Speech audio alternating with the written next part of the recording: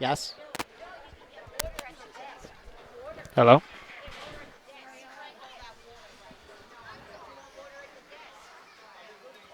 Sit back up.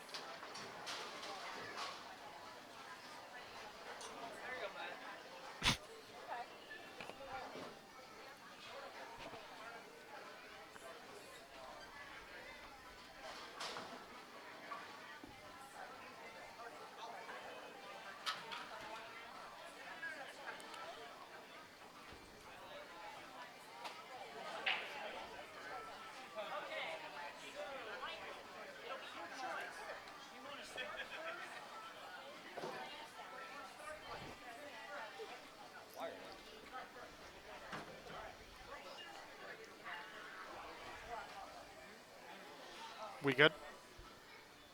At the moment.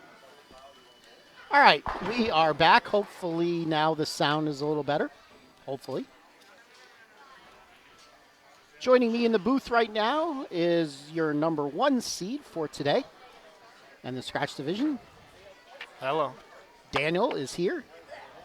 He had an interesting day. He qualified 7th at +7, and then he took off. We'll talk about that once we get this match started. It looks like Matthew is just about ready. For those of you that are listening, let me know if the sound got any better. We are at the mercy of their wireless connection here. Okay, bowling fans, we are about to begin game number 1 of our 4-game stepladder finals. On the scratch side, we have number 4 seed Isaac Erickson taking on number 5 seed Liz Hunsinger. Isaac has elected to have Liz start on lane 9. On the handicap side, we have number 4 seed Michael Bowman taking on number 5 seed CJ Wallbach. Michael has elected to start the match on lane 11. The difference in handicap is 26 pins going to CJ. Okay? Bowling fan, that's a nice spot. All right, off we go. So let's pick this up right where I left off. Liz Hunsinger, your number 5 seed, she qualified 3rd today at +44. She went 1 and 2 in match play to finish at +30. She's facing Isaac Erickson, the number 4 seed. He qualified 6th at +9. He also went 1 and 2 in match play and finished at +31. Your number 3 seed, Parker Lobach, he finished 2nd at +52. He went 2 and 1 and got up to +57. So those 60 bonus pins really helped. He only shot games of 175, 179, 191, but he was able to win 2 of those games. Your number 2 seed, Darren Zombro, he qualified 1st at +72. He went 1 and 2 in match play and finished at 77.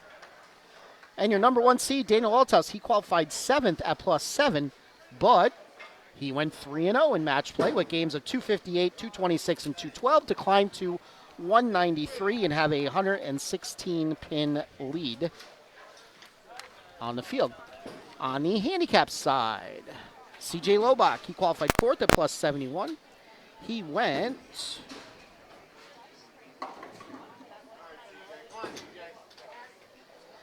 2 and 1 to finish at +116. Michael Bowman, the number 4 seed, he finished qualifying at 2nd at +94.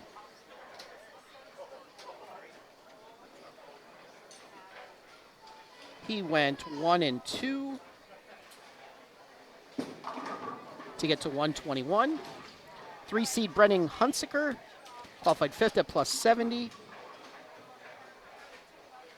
He went 2 and 1 to get to +152. 2 seed Andy Hoffman qualified 12th at minus 27. He went 3-0 to get to plus 169. And your number 1 seed, Callie Basdil, qualified 7th. So our 2 7 seeds qualified, got up to the top. She qualified 7th at plus 64, which means she must have went 3-0, which she did to get up to plus 187.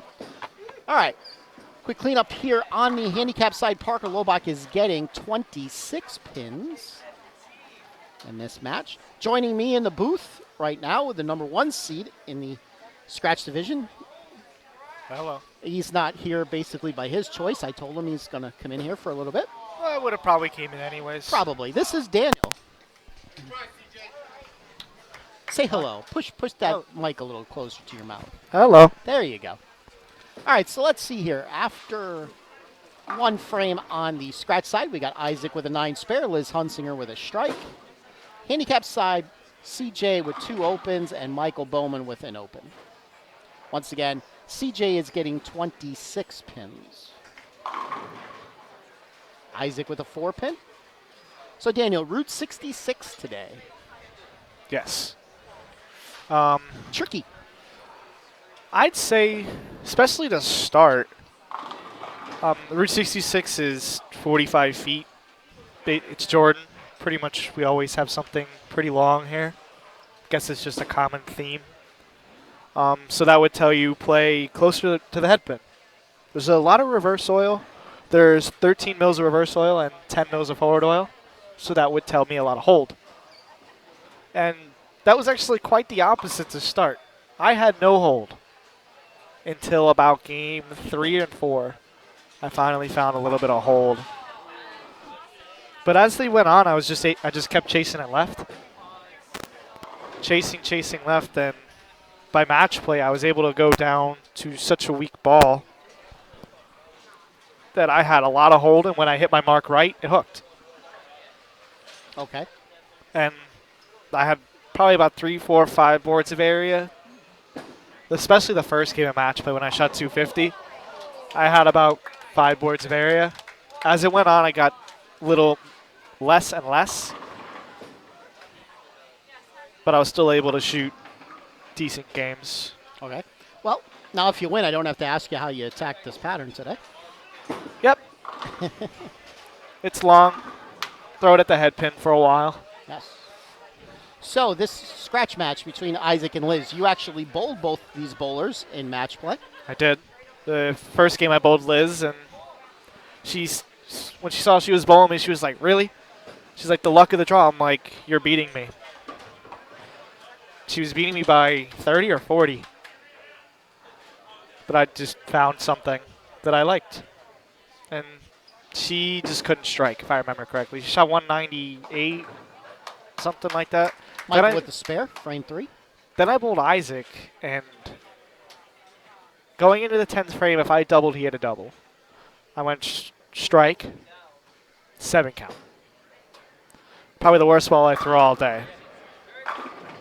And he steps up needing 9 spare strike to tie, strike, wins it. And he washed out. Yeah, he looked like he lost it off his hand. I was like, I've never seen Isaac do that. Yes, Liz with the big 4, frame 3. In fact, that match was right in front of me on 11 and 12. Yes. And my last match was on 9 and 10. Yes. All right, let's see what's going on here. Parker, CJ shooting at the 5 pin. I'm in. Was I late? Yes. So he's got 56 after 4 with his handicap. Michael on a spare in frame 3. Over here, Isaac with 2 straight 9 spares. And Liz with strike spare open split.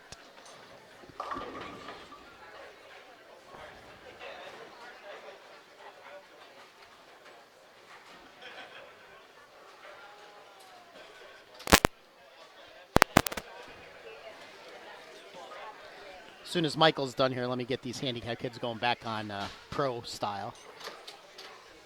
Okay. Isaac with a 2-4-10. Looked like he tried to make an adjustment off the 4 pin, and that one just really skated. I was able to watch Isaac a little bit today, and I talked to him, and what he just did seemed like happened to him all day.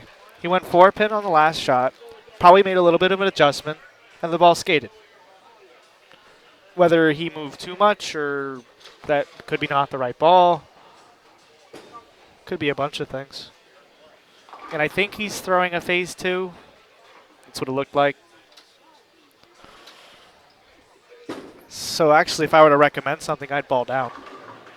Something a little shinier, something that's going to be clean. So when he throws it and misses right like that, assuming he missed right, it's going to pick up still. Because there's a pretty defined hook spot around between 7 and 10 now after 8 games. All right, so that match is tie after 3. Over here on the handicap side, Michael's shooting at the 1-2-4. He finds himself down by 16 with the handicap. And he makes his spare. Good spare. I even have issues with that one sometimes. The 1-2-4. Yeah, we're not going to talk about what other pins you have issues with. Somebody missed a 5-pin today. We won't say who. Liz. Isaac again. It almost looked like he balled down that time. That looked like a different ball there. And that one really didn't hook. Let me see if I can eye what ball it is. That's a Codex. So that's actually a pretty strong ball, but he has it super shiny like I do. I was actually a little surprised that that's not picking up for him. Either it's just never reading or it's not picking up at all and just dying.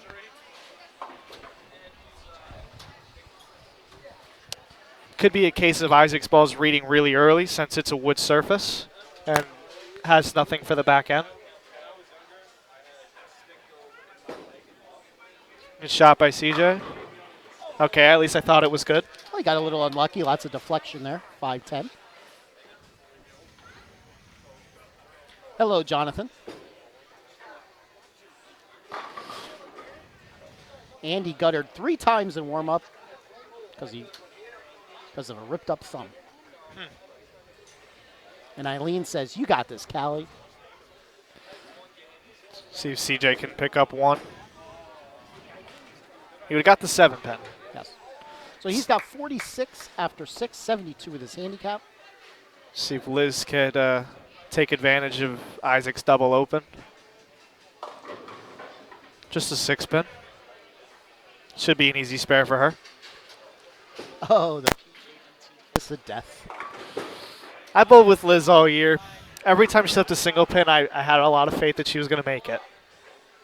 She's a really good spare shooter. So we'll see if that could overcome the PJBT kiss of death. I hope. Michael leaving the 1-3-9. If he makes the spare, he'll take a lead in the match by 5. And Liz makes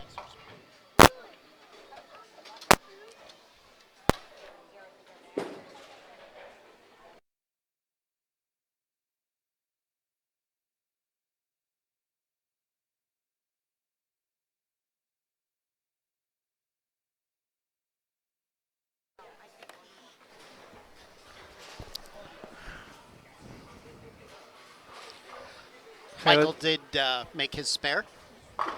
Is that better? Yes. Okay.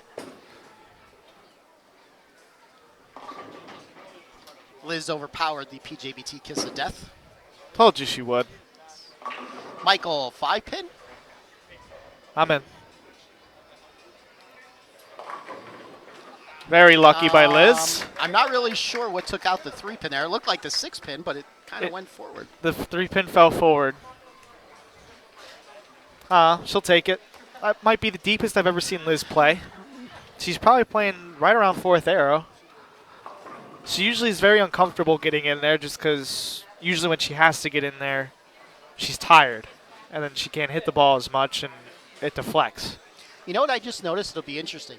If Liz happens to win this match and CJ happens to win this match, there's going to be families bowling in the next match. the Hunsikers will be on the teams. You know, there'll be one Hunsiker in the scratch, one Hunsiker in the handicap, and one Lobach in the scratch and one Lobach in the handicap. Be interesting. That would be interesting. Isaac with a 10 pin. Didn't see the shot. Must have been a little bit better.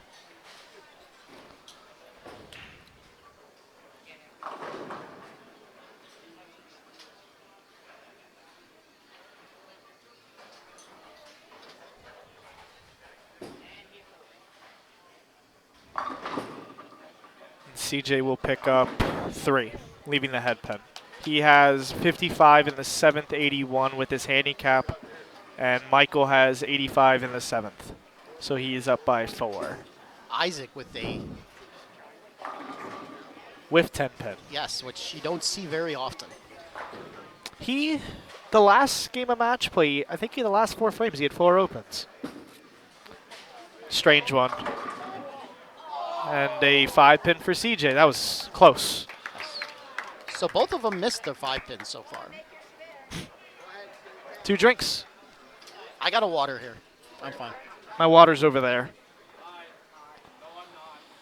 See if Isaac could pick it up a little bit. He's going to need some strikes here.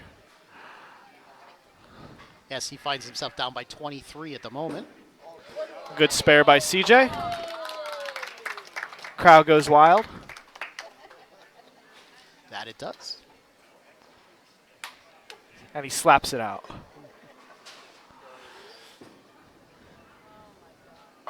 There you go. Good shot by Isaac. Much better shot by Isaac. That's his best shot of the game so far. Michael comes back with a strike, so he maintains his 4-pin advantage. He could stretch it out to 14 here with a double. Be a big double. It would be. Let's see if Liz could put a double up herself.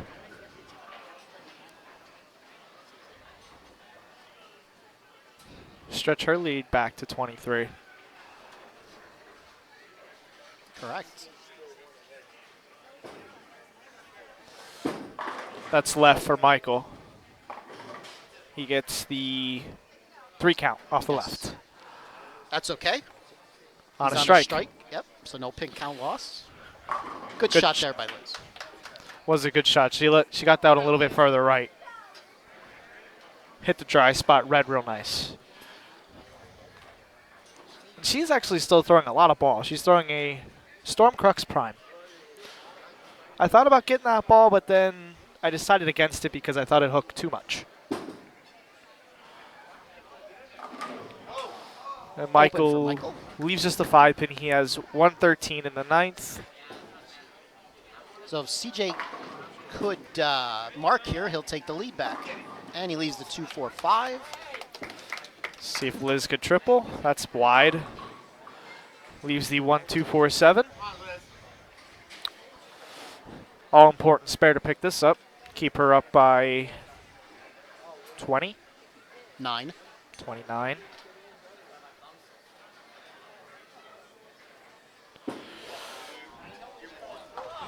CJ does not make his spare, so he's going to be behind by 7 pins going into the 10th. So who wants it more on the handicap side? I'd say a mark is the big one. Yes.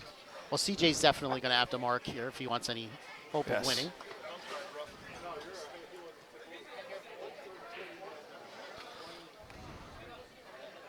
That's got the head pin.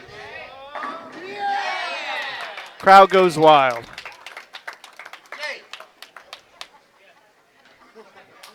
He's happy about it. Big shot there in the 10th for CJ. Liz makes her spare. Good spare.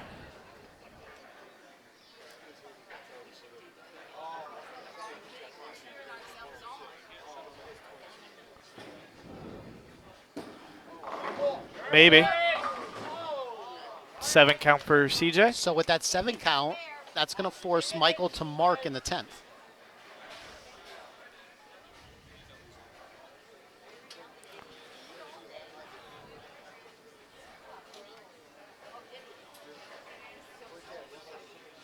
Because right now with handicap, CJ is at 123 and Michael is at 113.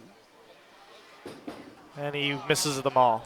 All right, so Michael needs a spare to win, or a strike, and a stick. See if Isaac could double here. This double could go a long way. Oh. False start.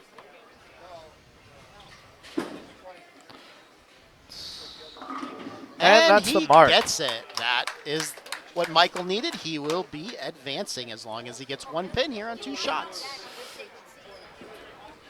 And Looks a little Isaac- left. Good shot. That's about where I was playing. Yes, it was. It's right about, looked like he balled to something a little bit shinier, a little bit cleaner. So it gave him something to pop on the back end. Which is exactly what I said he needed. Wow. Almost like you knew what you were talking about. You know, a stopped watch is right twice a day, you know.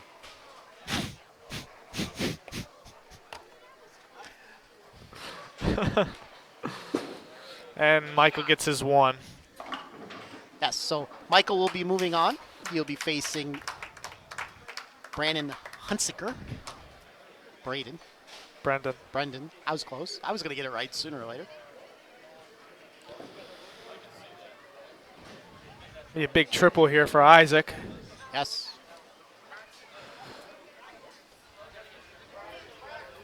That'll pull him back to within 9 with a strike here. And Michael with a 133 to 123 victory over CJ. Michael will be advancing. All right, we still got 3 frames left to go here on the scratch side. That looks decent. Ooh, trip 4. Looks like he's throwing 2 different balls. He's throwing his Codex on the left lane, and I'm not too sure what that ball on the right is. I believe it's Ebonite. Affinity, maybe?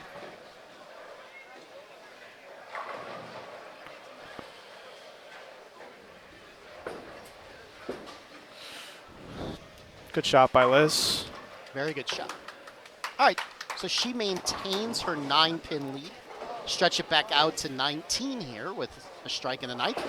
Very close match.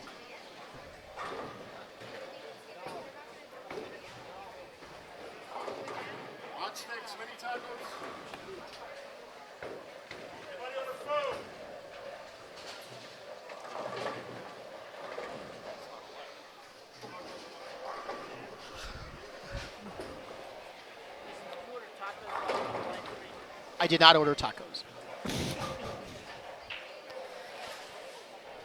Important shot here for Liz. Looks okay. Good and shot. She gets the 10 out. Wasn't so sure that 10 was going to go. Liz can max out at a score of 220, and Isaac can max out at a score of 211.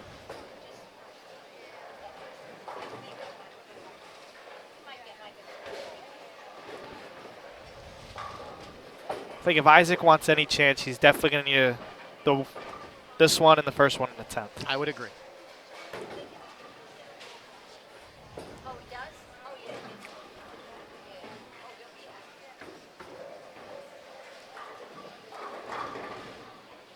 yeah. Isaac taking his time. He doesn't realize that CC's closes at 10 o'clock.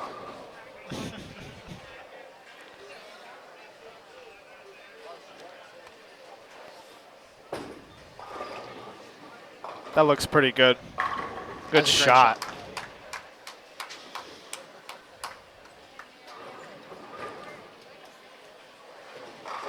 His last 2 or 3 shots have been really good.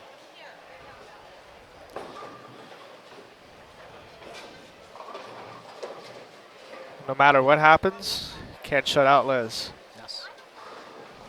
But with 2 strikes, that would force Liz to double. Double in, whatever. Double in 2 if he were to strike out. If you were to strike out. We do have the possibility of a tie. Especially if he could get the first. Strike 8 count. Yes.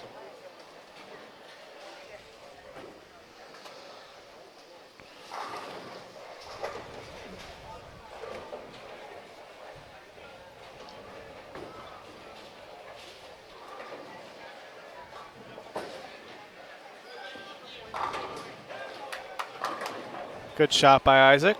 Shreds the rack.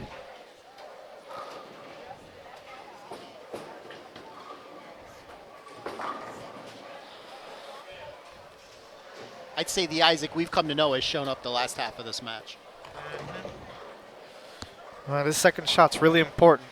Yes. You This guys have had supports some really good matches against each other the last few years, not just on PJBT, but on PIAA as well.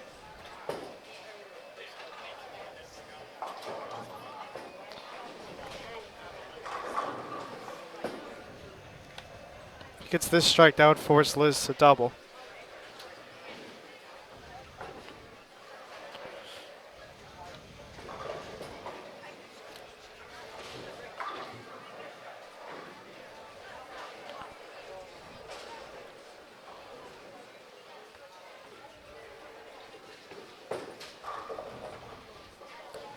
If he doesn't strike, definitely want 9 spare. Yes. 'Cause that still forces Liz to strike.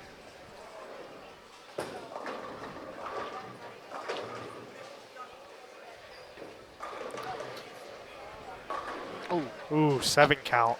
that looked 8 count. good off of his hand. I liked it. Could have been a little grabby. Maybe like really wanted it. So he made sure he got it there. So 1, all important. Yes, one. He definitely wants to get one pin here. Because a 9 spare 9 is a tie. Yes.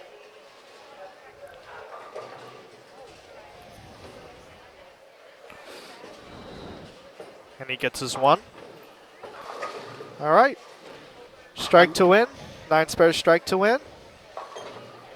8 count. Possibility of a tie. Anything less, Isaac victory. You're getting pretty good at this commentating thing. It's not that hard. If you could do it, Thanks. you're welcome.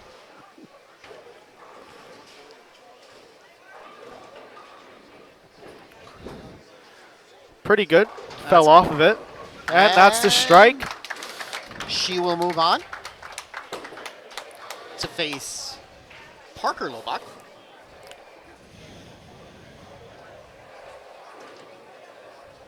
This might be the best I've ever seen Liz bowl from in there.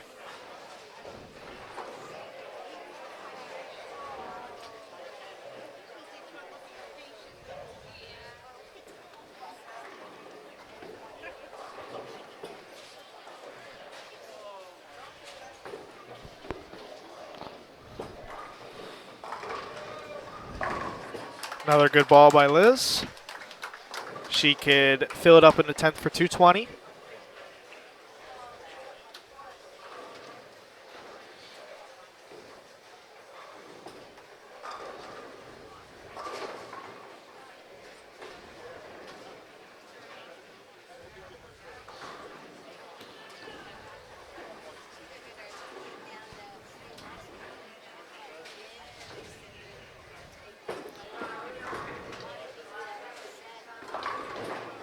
And 8 for 218. So 218 to a 198 victory for Liz Hunsiker. She will be facing Parker Laba.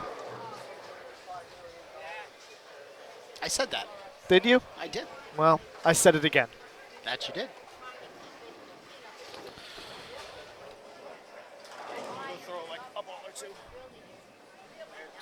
Okay, bowling fans, that concludes game number 1 of our stepladder finals, finishing in 5th in the scratch division.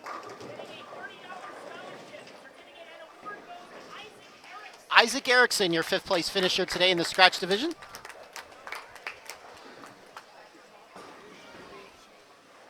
our 4th place finisher in the handicap division. Getting a $35 scholarship.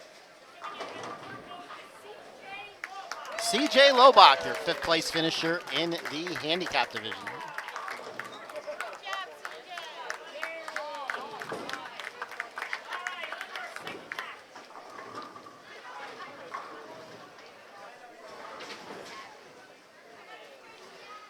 All right, on to match number 2.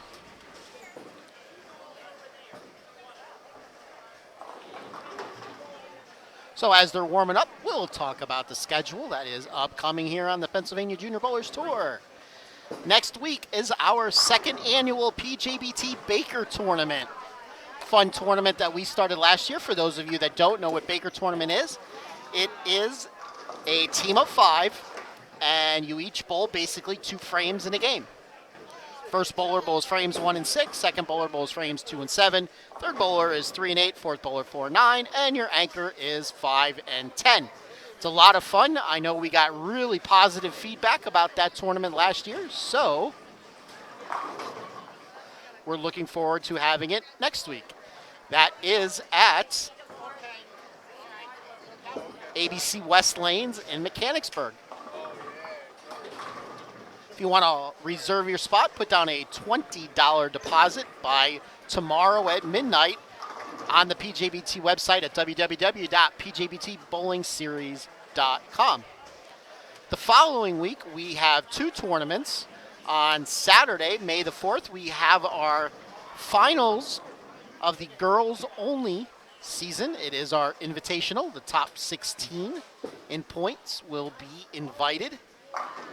If anybody from the top 16 can't make it, then we work our way down.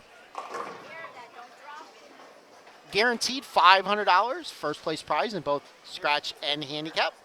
That is at Dutch Lanes, 222 Dutch in outside of Ephrata. Saturday, May the 4th, 2:30 start time.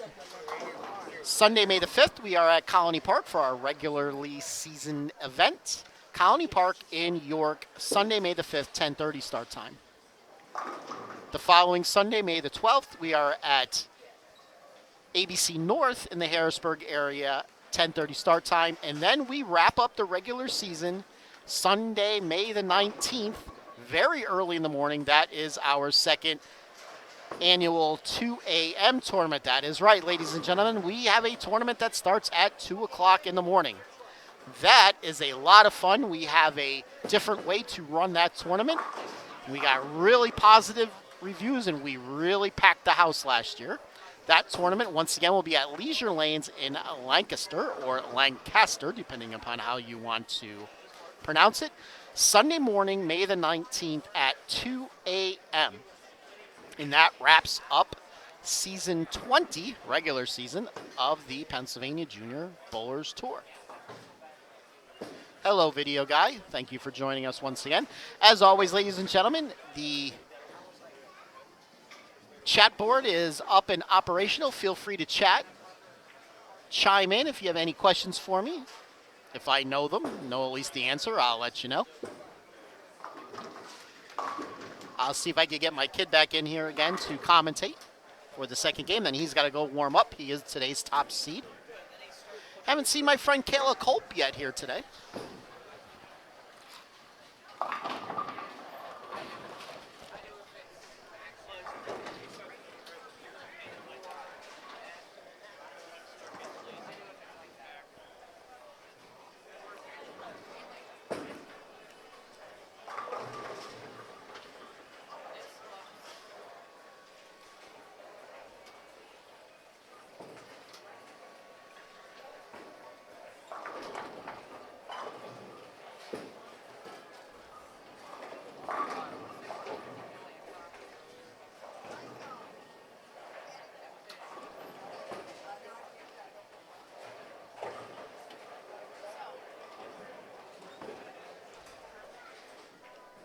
Okay, bowling fans, it is time for game number 2 of the finals.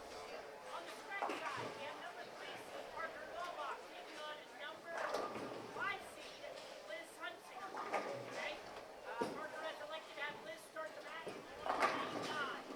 On the handicapper die, we have number 3 seed Brendan Hunsinger taking on number 4 seed Michael Bowman. Brendan has elected to start the match on lane 11. The difference between that is 38 pins going to Michael. Okay, bowling fans, it's time for game 2 finals. All right, off we go for match 2. Michael Bowman will be getting 38 pins over Brendan Hunsiker. So we got 2 Hunsikers. We got Liz on the left, Brendan on the right.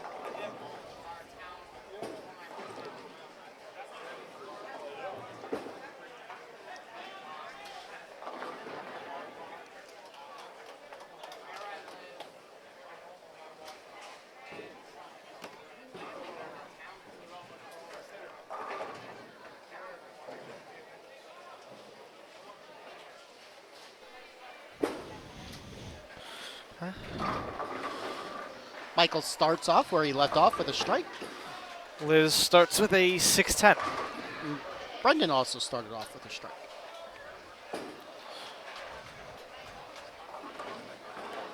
I think this match could prove who's the better one in the Hunsaker family. Yes, it can.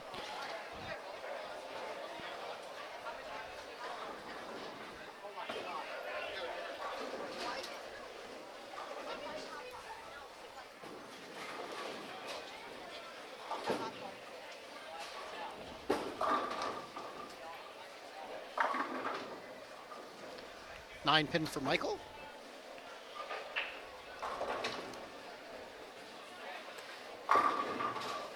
And Liz just makes the spare. I think somebody put on the third headset. Just to listen in. Hey, Hello, Tournament Director everybody. Matthew, joining us today. Good shot there by Brendan Hunsinger. Starts with a double.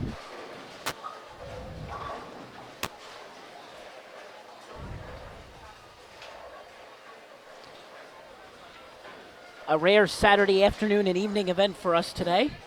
We Yes, wish it is. everybody a happy Easter. Enjoy their day off tomorrow.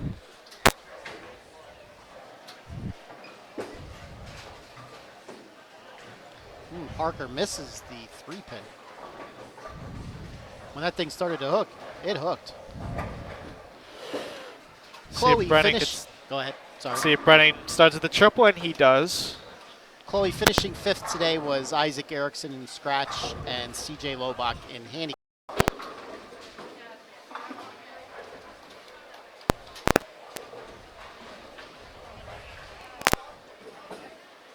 Michael makes his spare.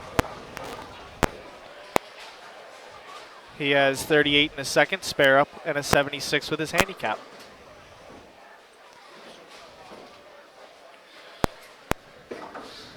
That's left for Liz. And it holds, trip 4, out to a quick 11-pin lead for Liz. That ball looked like it had no chance. There's a lot of oil there. I found that out in match play. Looked like that ball didn't have a chance. Right side of the head pin, and it about the 4. Michael leaves another 6-10. Clearly wants to practice his 6-10s today. That he does.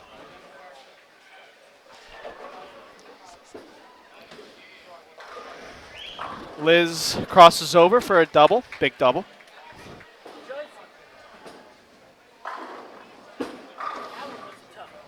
And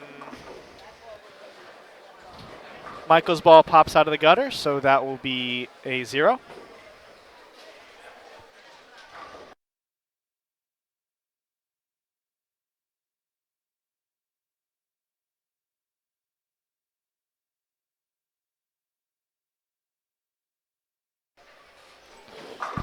See if Parker could double. That's wide right. He leaves the everyday 1-8. Brendan, 4-bagger to start the match.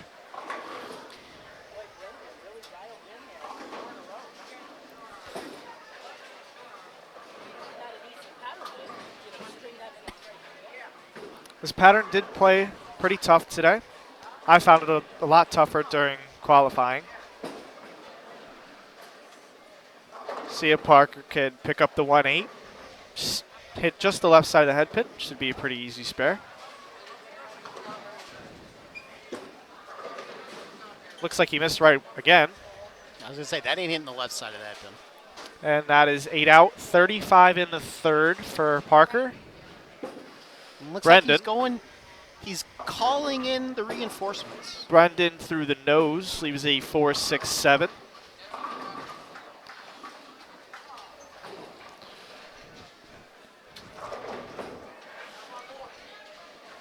Parker switching balls to a Storm Intense.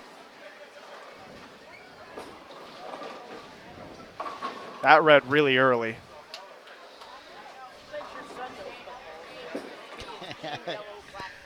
Yes.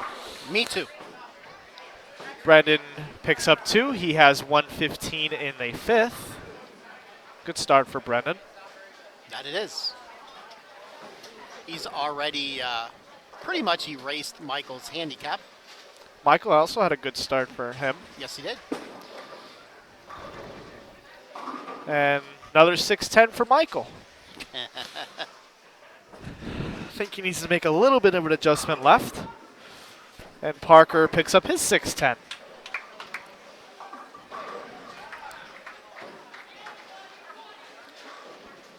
Liz could really shut the door here with a strike in the 4th and the 5th.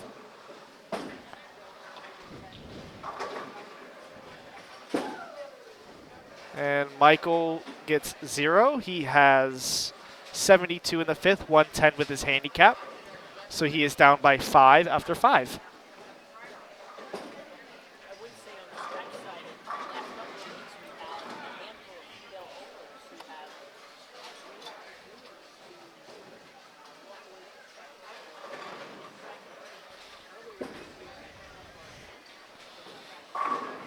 who have Ooh. Good. Unfortunate break for Liz there.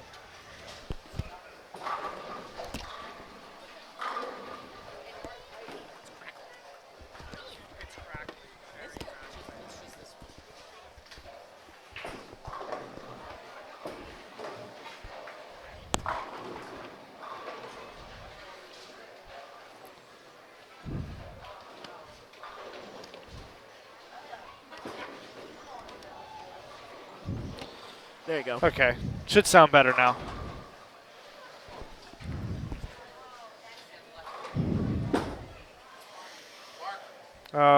Michael gets 1 on his 310.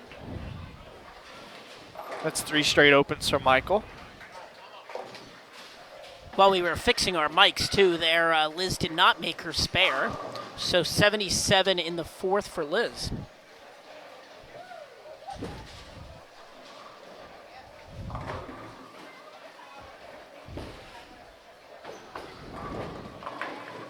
Good bounce back shot there for Liz. And Brendan had another strike on the right lane there.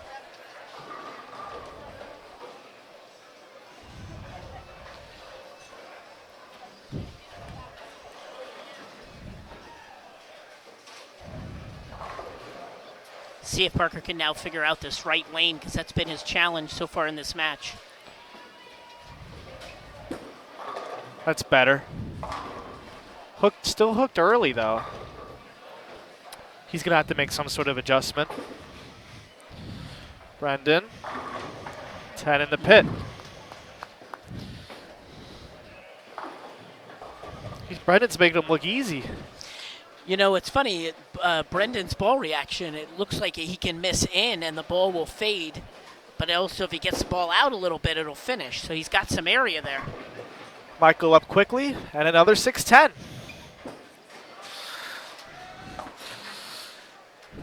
Parker with the spare. He finds himself down by 23.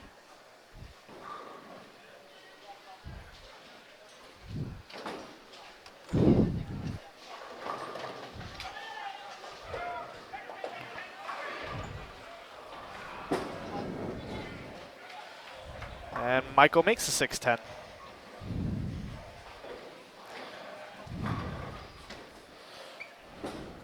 Parker. Much better shot there. Best shot of the match right there for him. Looked like he got that one a little further right, a little more loft. And if he does the same thing on the right lane, I think he'll be fine. The key is getting the ball out to that target area. Michael misses right. He would have made the 610. Gets 3 off the right.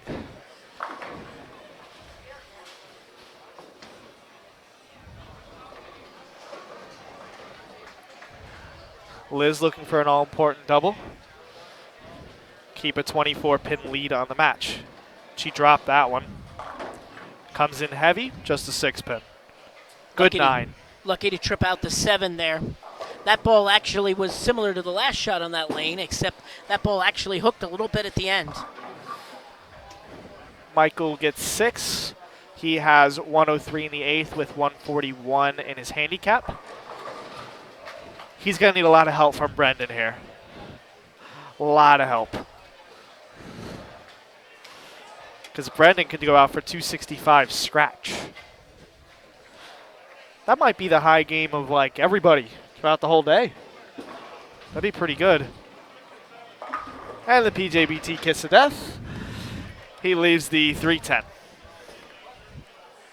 I'm going to look that up now that you said that. Let's see what the high game was today. Liz comfortably makes the 6 pin. I know I had a 258. I don't know if that was high or not. 248. I had 258. Oh, did you have that during Match play. match play? That would be why. Okay, I'm looking at the qualifying Oh. scores. Okay.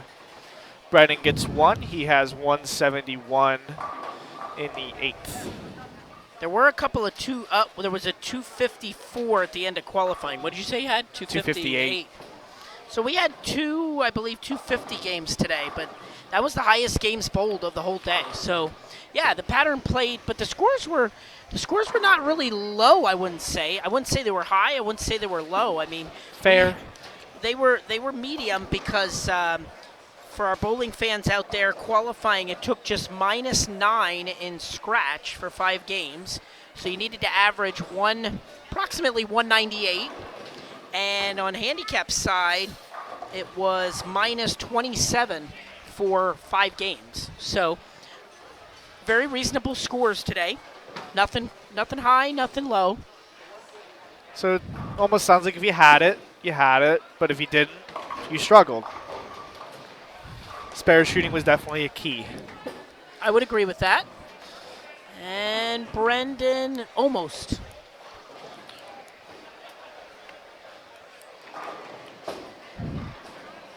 So with those back-to-back opens from Brendan Hunsinger, he can max out at 210, 180 in the 9th, and he can't shut out Michael Bowman.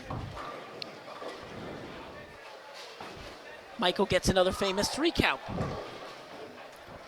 He would have made the 610. And Parker makes the 610.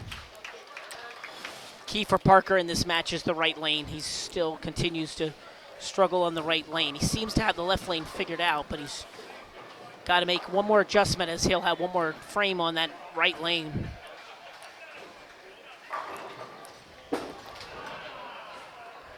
Michael goes 3 out. That will finish that match as he could strike out for 136, 174 in his handicap, and Brennan already has 180.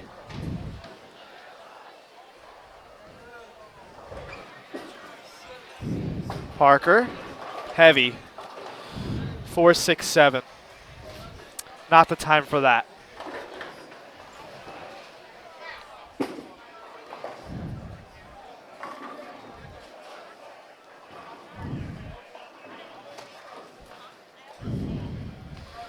Who is Brennan going on to face in the next match? The answer to that question would be he will be taking on Andy Hoffman. Okay. Parker gets none, so he has 118 in the 8th. He can max out at 178. Couple of marks here, and Liz can pretty much lock that match up. Yep.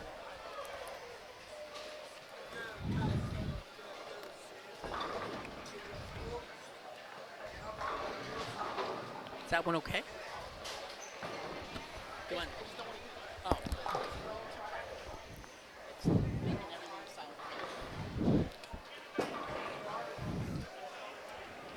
Great shot there for Liz.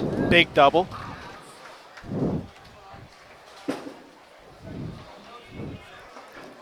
Michael finishes out with 124, 162 with his handicap. Good day for Michael, placing 4th.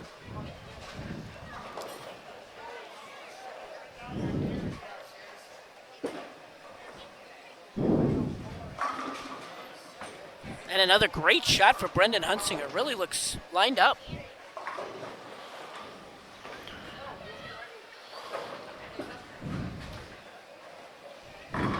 Ooh. Ooh, good shot by Liz. Fast 7. Yep. As long as she covers it, that'll do it for that match.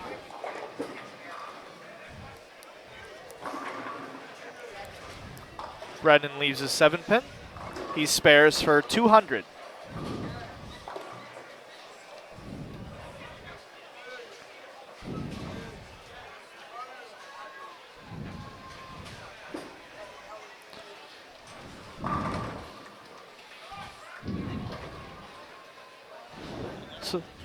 And Liz will be moving on to face Darren Zombro III in the semifinal match.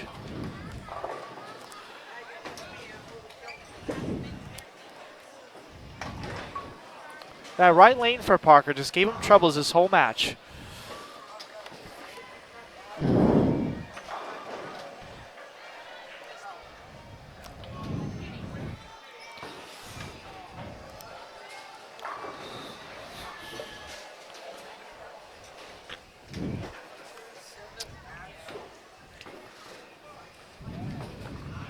And Brendan did make his spare. He won 200 to 162.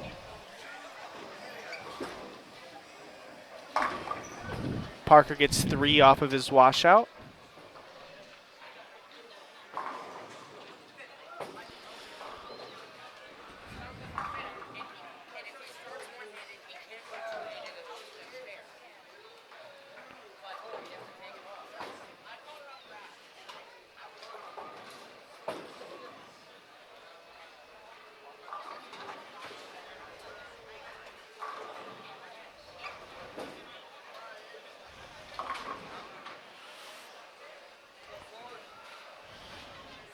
Parker leaves a 6-10. Popular leave this match.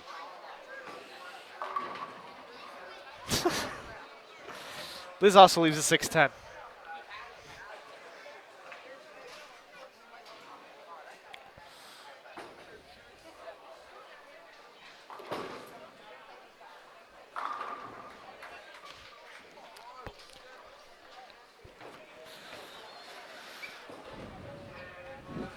Parker picks up the 6-10. He strikes for a 147. He will be disappointed with this game, but always a good day. New up-and-coming scratch bowler Parker is. Always a good time when he makes the finals.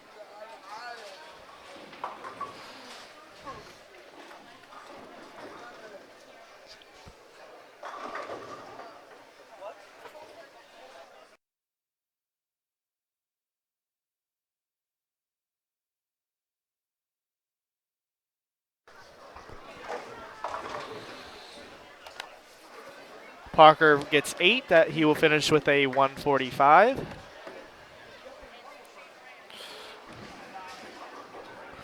And Liz strikes for 204.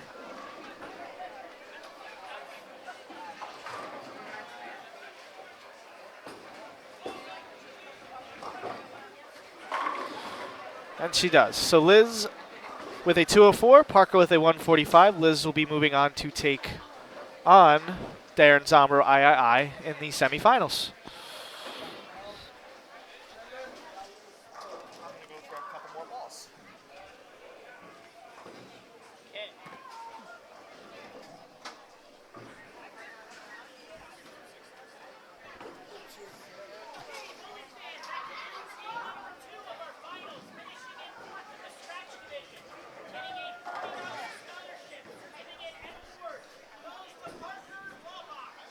Parker Lobach, your 4th place finisher today in the scratch division. Good job there for Parker. Both of Lobachs make some scholarship money on the day.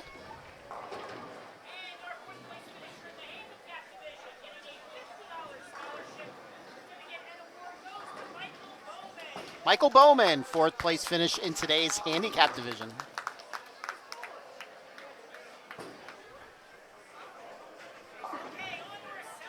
All right, on we go. Let's warm up for the semifinals. So while we got this break in the action, let's talk about my tournament that's coming up. The first annual Fatstacular, presented by me, PA Fats, and East Lincoln Lanes. Saturday morning, June the 22nd, 10 a.m. Listen here, very important. First place prize, it is a scratch tournament. First place prize is a guaranteed $1,500 scholarship. You must be under the age of 21 as of August the 1st, 1997. So if you were born August the 1st, 1997 or after, you are eligible for this tournament. It is an $85 entry fee, $85, which is pretty low for a $1,500 first place. Full field is 64 entries, only 64 entries to fill the field. I have already started to receive some entries, and I've had a lot of people message me about some information and to tell me that their entry is on the way. So I would say by the end of this week, we would have probably at least 20% of the entry filled, of the tournament filled. So you do not want to wait. You do not want to wait and get shut out for this tournament. It is the week after Best if you're going to Best this year in New Jersey. If you are going to Teen Masters, it's the week before Teen Masters. So it's a good warm-up for Teen Masters, because I promise you, it's going to be a very difficult oil pattern. I have it down to 2, which one I'm going to lay down. They're both created by yours truly with the help of Mr. Tom Hankey and my kid. They are both less than 2-to-1 ratio, so it is going to be hard. So if you think you're up for the challenge, if you think you have what it takes to win a $1,500 scholarship, get me your entry, put your money down, and let's see you do it. You can look up the flyer for this tournament, which I gave some today to the PJBT, so there are here at the tournament. You can look up information on that. Just find the Facebook page, First Annual Fatstacular, PHATTSTACULAR. Feel free to contact me directly on Facebook. Just look for Jason Althouse. Just look for the PA Fats name. You can message me via email, jasonalthouse, ALTHOUSE, @yahoo.com. There are a couple ways to pay. You could send me a check. You could send me a money order. If you want to pay via PayPal, send me an email and I will send you the link. It's going to be a lot of fun. There is practice Friday night for $15 if you would like to practice on the tournament pattern. And that's all I have to say about that. I hope to see you Saturday morning, June the 22nd.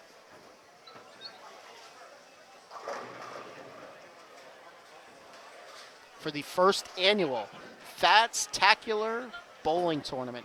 Idea we had a couple years ago. Never find time to put it on the schedule for the PJBT, so I'm running it myself with the help of my co-tournament director, Samantha Schnur, down at East Lincoln. I know the kid that just sat next to me is going to be bowling in it that day. What am I bowling in? My tournament. Who said that? I did. Oh, okay. Go ahead, Matthew.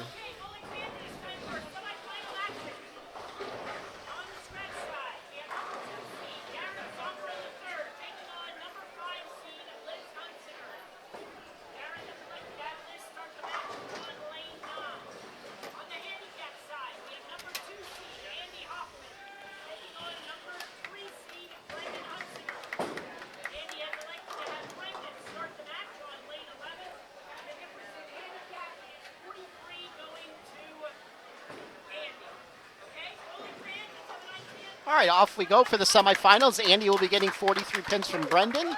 Brendan and Liz will be starting. So let me ask you, Daniel. You're the top seed. Yeah. Hey, what's the mindset to keep yourself sharp? You have to wait through 3 games. Obviously, you were bowling good. So what's your mindset now going into this? Just bowl how I was. Okay. I had a great look in match play. They're going to be a little drier, I suspect. So maybe just a little further left, but don't really worry about who you're bowling or what they're bowling, how they're bowling.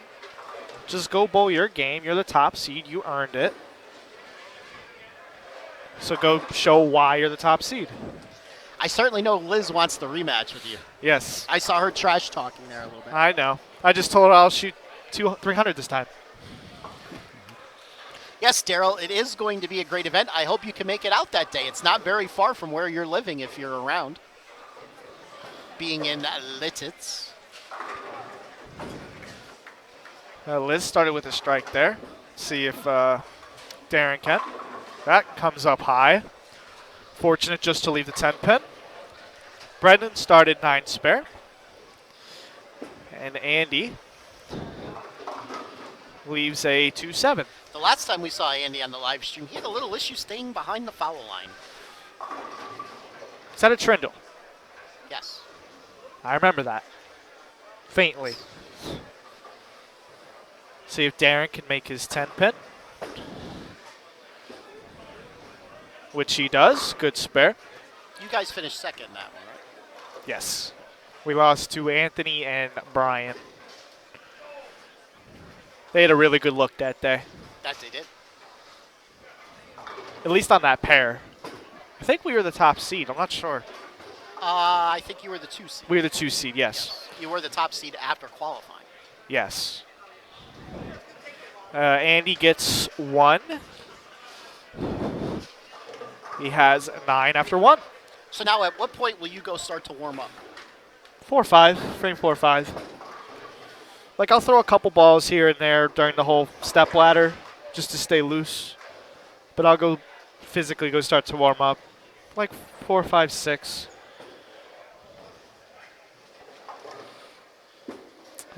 Darren comes in high there, leaves a 3-6, and Andy gets the 5 out, gets a strike. Every time I see his name, Andy Hoffman, it reminds me of a comedian that you would not know who this is. He passed away before your time, Andy Kaufman. Don't know who that is. I know. Darren opens up, just gets 1 on the 3-6. Go ahead. That's left for Brendan. He leaves a 3-9. He was in the TV show Taxi, and he had this running wrestling feud with Jerry the King Lawler for years and years. It was hilarious. Okay. I know who Jerry the King Lawler is. That's an easy one. They have a movie about him. You'll have to check it out. Okay. See. And REM has a song about him. Okay. See if Brendan can make the 3-9. He does so perfectly. Liz looking to take an early lead. Oh! And 8-10. Interesting. Mustn't have thrown that ball very good. A little spinny. Deflects, leaves the 8-10. I left that today. Did My you? first shot at match play in practice. I threw it about 8 miles an hour. Brendan working on a spare. He And leaves the 5 pin. I'm in. You left one of these today, too. I did. Yes. I left a couple of those today. And missed it. Do we have to bring this up? 1993, May the 3rd. It's like the last time you bowled. Liz gets 1 on her split. Finds herself up by 1 after 2. She strikes out, she'll shut him out. That's right. Good way of thinking. That's right. Brendan makes his 5 pin, shows me how to do it. That's right. See if Liz can bounce back here with a strike. Which she does. Good shot by You know, Liz. she's kind of playing your line. Yeah, she's playing right about where I'm going to play. What ball do you think you're going to be throwing? Probably the Hustle Ink. Could be a mix of either that, maybe my Forza Red Line, maybe the Storm matchup Pearl, maybe. Haven't heard that Forza Red Line in a while. I don't really use it that often anymore. I usually go for the Hustle Ink. I like it a little bit better. Darren changes balls there. He went from something to a Savage. He gets the 10 out. Got the 10 out. I I'd recommend moving probably about a half left off of that. Just give it a little bit more oil to drive through. Andy looking to pick up the 1-2-4, which he does. Fist pump. He's excited about it. That's right. See if Darren can double here. Be a big double early in the match here. That's left. Gets lucky. Goes Jersey or Brooklyn, however you like to say it. Yes, that could be the PJBT question of the week. It was on Burks Lane's Facebook page. Jersey or Brooklyn? Jersey. Which one is correct? I'm pretty sure it's only Eastern Pennsylvania that says Jersey. Yes. Eastern Pennsylvania and Nelson Burton Jr. Yes. Andy gets very lucky to trip out the split, just leaving the 610, the ever so popular 610 on today's live stream. And Liz, that looks pretty good. That's 10 in the pit for Liz. And she maintains her 1-pin lead. She's mad about that 258. She wants revenge on you. I'll just shoot 300 this time. Okay. I won't stone a 9-pin the first frame. That's it. Eddie Mush yourself on the live stream. That's right. Andy misses them all. He has 55 in the fourth. With handicap, he has 98.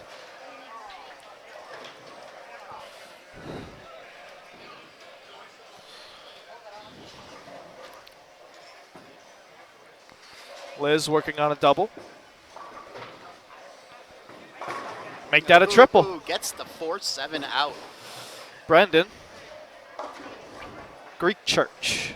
I think she looked right at you after that shot. She probably did. I'm coming after you, Althouse. I'm cutie. Must have been drinking last night. No comment. No comments. Let's see what I could do working on a double. That's left. And Another goes Jersey. again. I'm going to go warm up. All right, good luck, my non-genetically proven son. Yes. Matthew.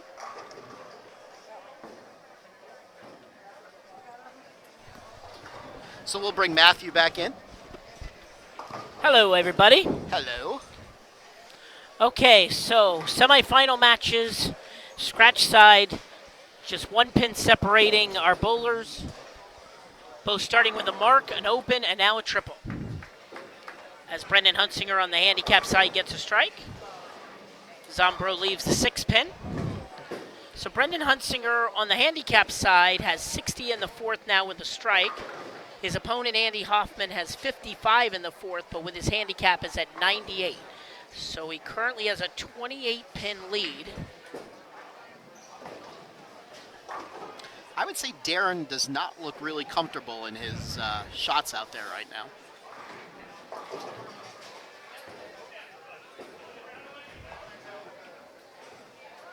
And his spare shot hooked on him. Yes. He doesn't look comfortable at all. So he picked 114 in the sixth now for Darren.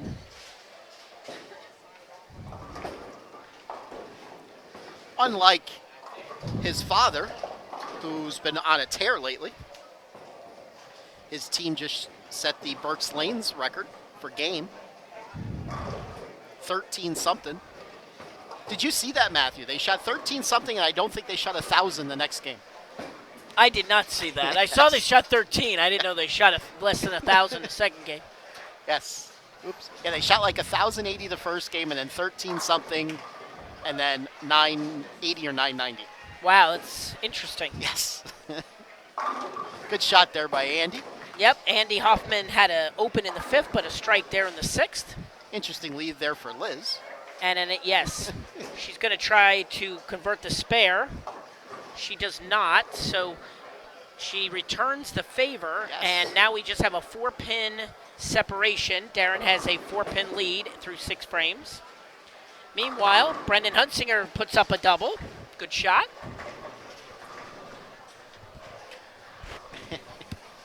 He just wrote 988 the last game. That's what they had. I used to bowl there years ago, and I'm going to just say that doesn't surprise me. Good shot by Liz Hunsinger. She rebounds nicely off of that odd shot the frame before. And Brendan Hunsinger looking for a triple. That one's inside his target. He leaves the 3-6-10. He'll look to convert the spare. Good old Papa Z. Winner of our scratch match will advance to take on Daniel Olhouse in our championship match. And on the handicap side, waiting in the wings from Freeland, PA, we have Callie Bazil. Yes. We've seen her on the live stream a few times this season. Having a good year. And Brendan's ball hooks just at the last second. He gets 113 in the 7th.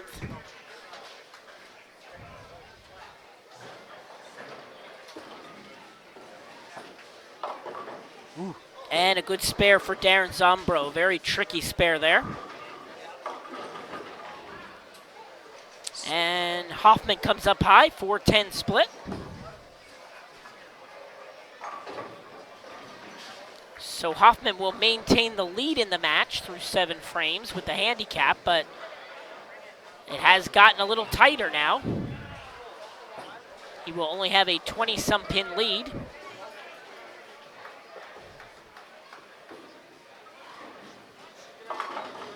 And Zombro comes up high, leaving the 6-10.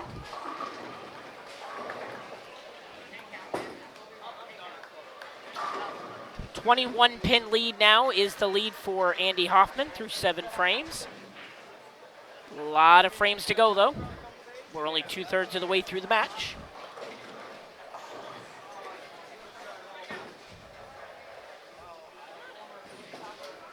Zombro looking to pick up his spare. And he does.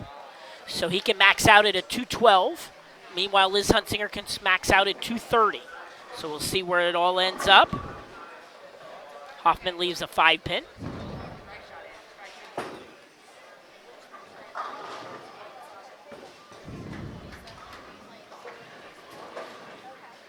This will be a big shot here for Liz. She could take the lead in the match with a strike.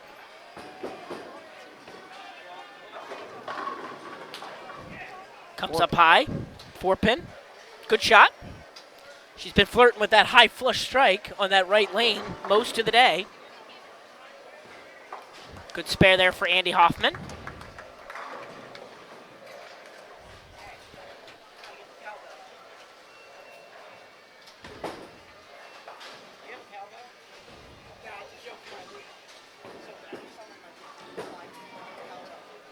And Liz picks up her spare.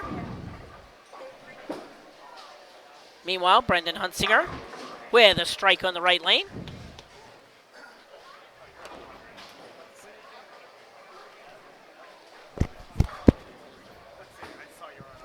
So we have 2 pins that separate our scratch match. Darren Zombro III leads by 2 pins over Liz Hunsinger, heading into the foundation 9th frame.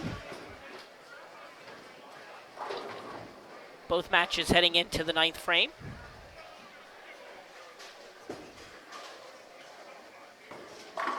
And a good shot for Liz Hunsinger. She strikes in the 9th. See what her brother does. Oh, he pulled his shot left. He leaves the 1-3-6.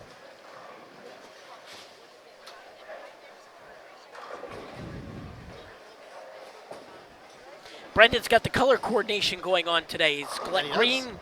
His green glasses match his green shirt. I like it. I know somebody in my household would be proud of that coordination.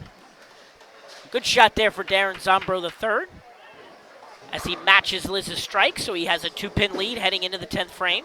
He'll be looking to double and 9 to shut Liz out. And Brendan, unfortunately, chops his spare. That's a second chop spare on the left lane for him. So now he can only max out at 169, so he's going to need some help from Andy here. Andy already at 134 as he heads into the 9th frame. Okay, Andy gets 5. First shot of the 10th for Zombro. Comes up high, leaving a toughie. The 3-6-9 9-10.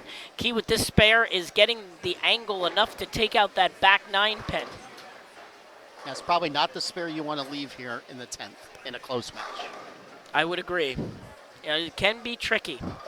The On only the, good, go ahead. on the handicap side, Hoffman gets 3. So he's at 114. However, he has an 18-pin lead heading into the 10th frame. And he gets it. And he gets the spare, barely. He spun the 10 around and it dropped. Okay, so Darren can max out at 192. The key shot here for Darren Zombro is he needs a 9 count. Yes. A 9 count would force Liz to strike on the first ball in the 10th. Anything less, and she can go spare strike, and we have a tie. On the handicap side, Andy gets a 7 count. Oh, and he rolls a strike. So 192, so Liz is going to need the first one. Liz will need the first one. And Andy needs to make this spare to shut out Brendan.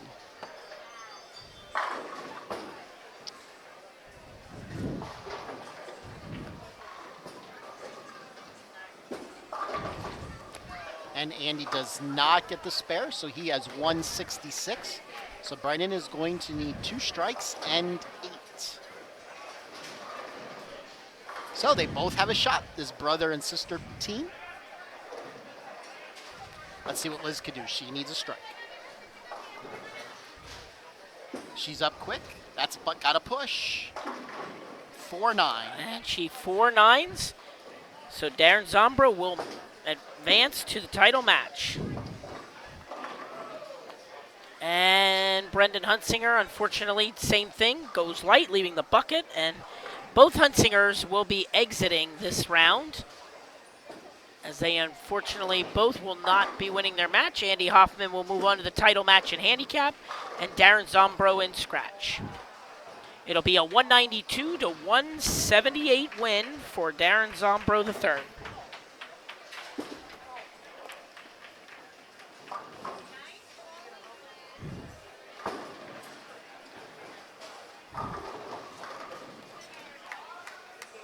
On the handicap side, Andy with a 166-147 victory over Brendan.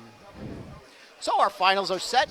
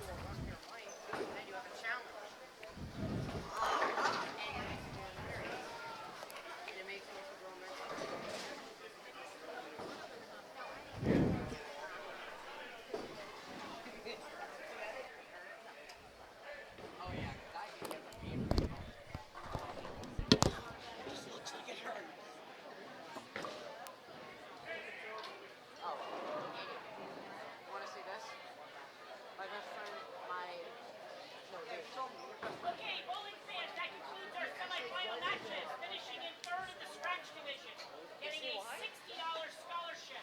Certificate and plaque goes to Liz Hunsinger. Liz Hunsinger, your third place finish today in the scratch division. And finishing in third in the handicap division, getting a $75 scholarship.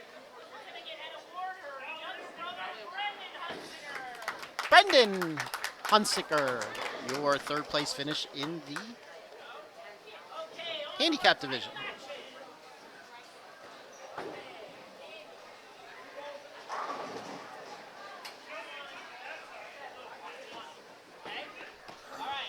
All right. So our top seeds will come in, take a few warm-up shots, and then we'll get started for the finals.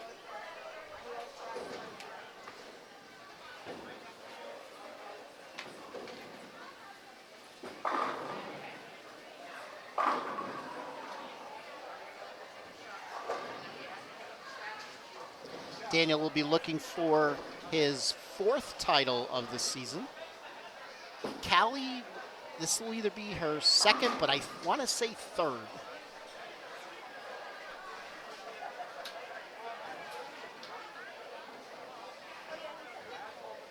Once again, our message board is live and operational. Should you choose to chime in, let me know what you're seeing out there. A reminder, if you're looking to get the fat guy something for Easter, I do like Gertrude Hawk's chocolate covered pretzels.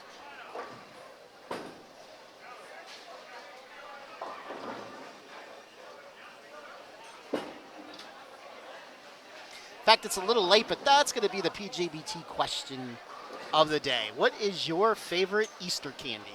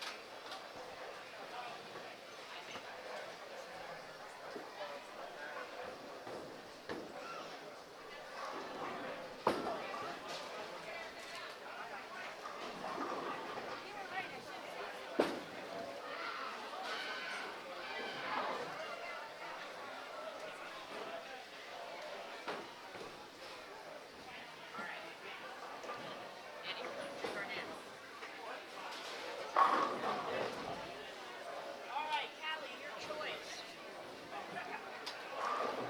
You want to start first and finish last, or you want to start last and finish first?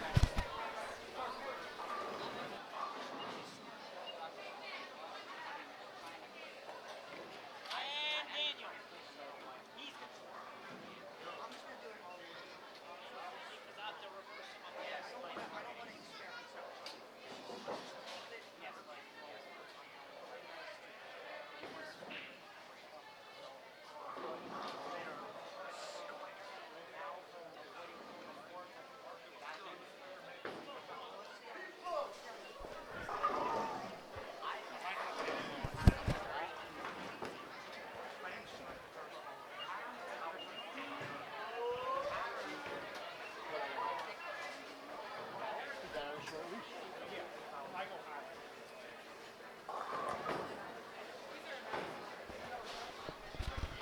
Okay, bowling fans, it is time for our title matches. PJBT Easter Classic. Here at Jordan Lanes. On the scratch side, we have number 1 seed Daniel Woolhouse taking on number 2 seed Darren Zopro III. Daniel has elected to have Darren start the match on lane 9. On the handicap side, we have number 1 seed Callie Brazil taking on number 2 seed Andy Hopkins. Callie has elected to start the match on lane 11, and the difference in handicap is 35 going to Andy. Hey, bowling fans, with these nice hands for All right, and off we go into the finals. I know Darren will be starting the match on the scratch side. Callie, just go ahead and bowl. We don't go. And Callie will be starting the match on the handicap side. I'll be right back. Darren comes in high in the first frame, leaves himself a 3-pin.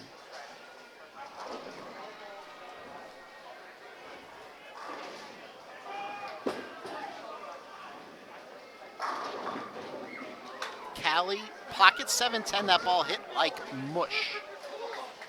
Looks like Andy is getting 35 pins.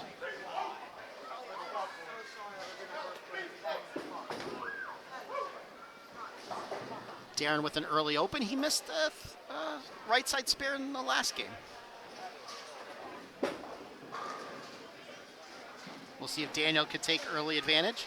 He told me he definitely wants to finish on lane 9. He said lane 10. He's kind of close to the ball return.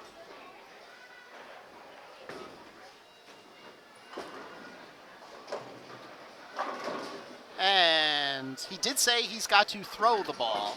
That's not throwing the ball.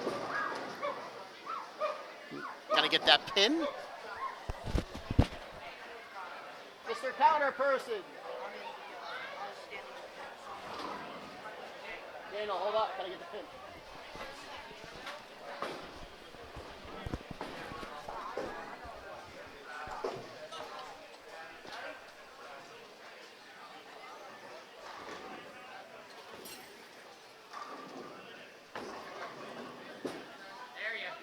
Andy with a much better spare shot. He gets it.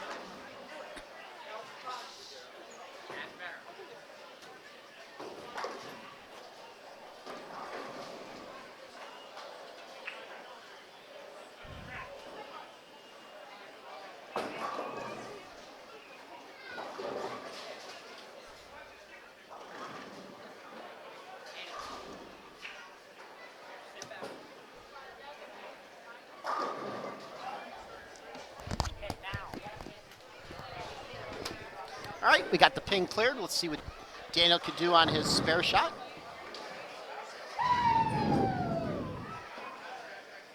He makes the spare in spite of somebody screaming off to the right.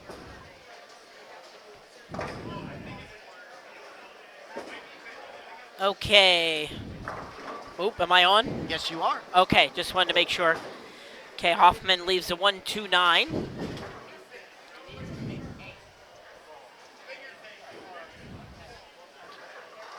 And on the scratch side, Daniel up for frame number 2. Zombro started with a 9 miss. What did he miss? 3-pin. 3-pin. Yes, missed it to the left again, just like he did the last game when he missed the right side square. Interesting.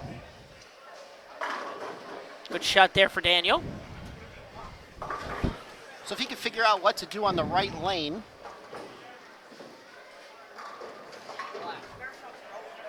All right, and a spare for Andy Hoffman.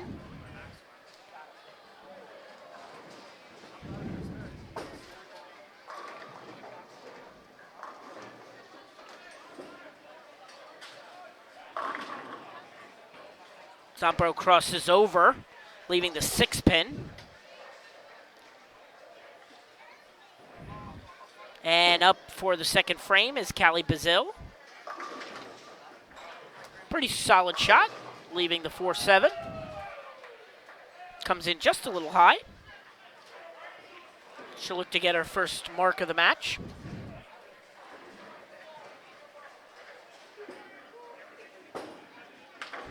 Zombro covers the spare. And Callie covers her spare.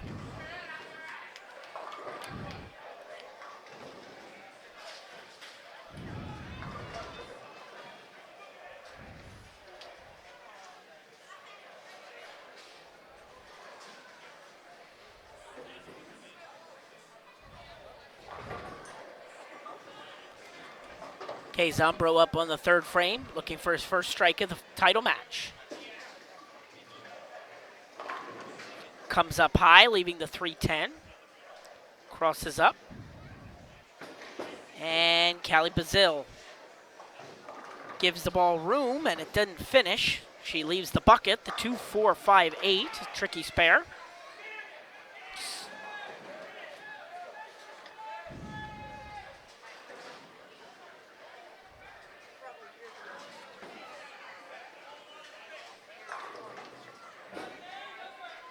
And she looks to convert the spare, and she does. Nice job of converting the spare. Zombro chops his 3-10, and he has 36 in the third.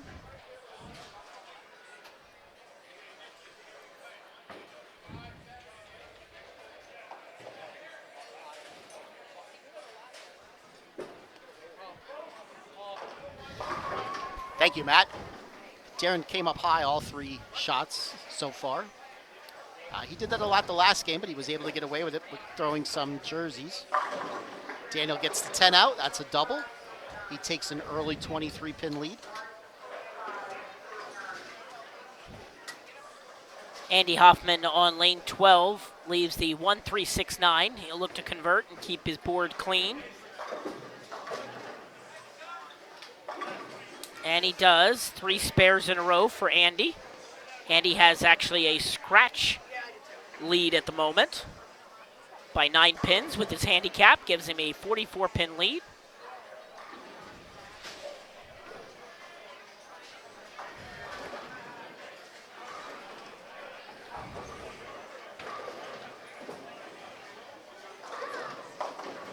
And that one just got inside a little bit of target. And a Greek church for Daniel. Not what you want to do on a double. And a strike for Andy Hoffman. So a great start to the title match for Andy as he starts with 3 spares and a strike. So it's important now for Callie to start getting some strikes here. See if she can match it. Meanwhile, Daniel's going to go for count. And he gets 1. So 67 in the 4th for Daniel. And Callie just went too far right with a gutter ball.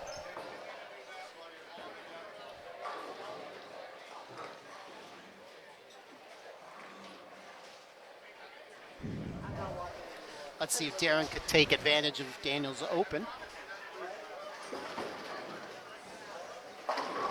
Much better shot. Better shot, trips out the 4. Gets his first strike of the match. And let's see, Callie on the gutter ball comes back with a spare. So unfortunately, she was on a spare, so it cost her a handful of pins, but she does able to convert the spare, so she will bowl again.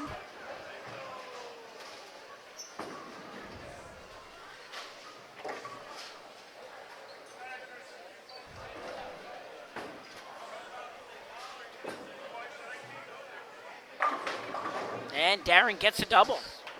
Those are his 2 best shots that I think he's thrown in both of his matches so far. I don't know if this is the right term, but it looked like he muscled that shot a little bit more Yes. right. He was trying to project the ball right, and he kept coming up short. And that ball, he finally projected it as far right as he wanted to and gave the ball enough time to finish. So that could be a key to Yes. figuring out the left lane for him. Callie, in the meantime, on lane 11, leaves the 4-pin. And Daniel, just a tad inside a target. Comes up high, leaving the 6-pin. So how quickly that match changed. Daniel had struck in the 4th, he would have taken a 30-some-odd pin lead. Now, depending upon what Darren does the next time he's up, Darren could take the lead. And Callie Bazil not able to convert her 4-pin, so she leaves 62 in the 5th as her scratch score. Daniel kisses the 6-pin. Andy Hoffman comes up light, leaving the 5-10. This may be his first open of the match, as this will be a tough one to convert. But he's still going to maintain a scratch lead in the match, which gives him a demanding lead with his handicap, but a lot of frames to go yet.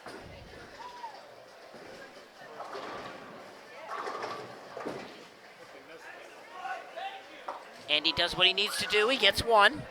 So he puts up 81 and now has a 54-pin lead halfway through the match with his handicap. Daniel on the left lane. Pretty good shot. Just comes up, leaving a 4-pin. That will give him 86 in the 5th. He'll maintain the lead for the moment.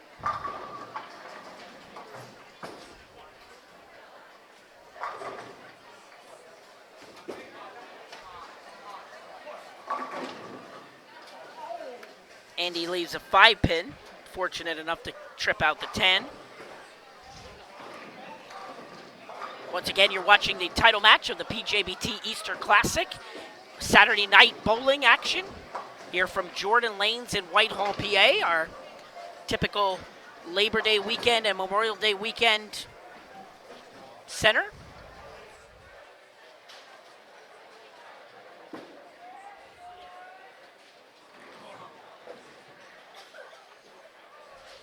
Hoffman not able to convert his spare, so he has 90 in the 6th.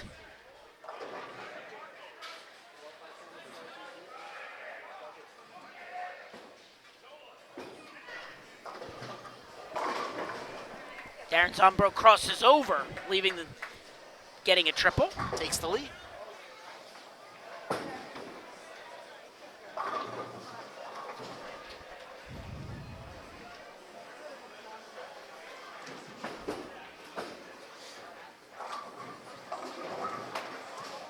Callie comes up high, leaving the 6-10. She'll look to convert her spare. She can start putting up some marks here. She can get herself back in the match. And Darren with a 4 in a row now as he strikes on the left lane. Seems to have figured out that left lane by getting the ball just farther out on the lane.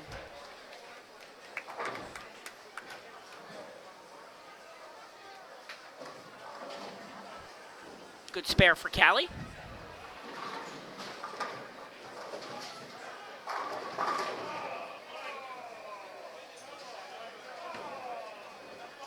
Callie needs some strikes here now.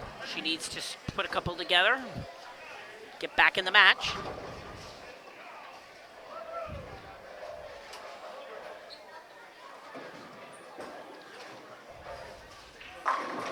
And Daniel makes a good shot. Gets his first strike since the third frame. Key shot here. So right now, Daniel can max out at 226. Zombro can max out at 246. So we certainly have a match still. Meanwhile, Callie Bazil leaves the 6-9, 8 count. 80 in the 6th for her. She will look to spare.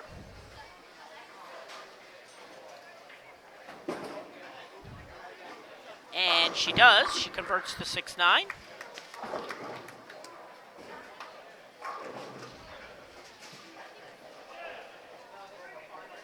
So Callie Bazil at this point can max out at 190. However, she has not had a strike yet in this match. Andy Hoffman is still in the driver's seat with a 35-pin lead. And he gets a strike. Crosses over. And Daniel makes a decent shot on the left lane. Comes up high, fortunate to trip the 4 and just leave the 9.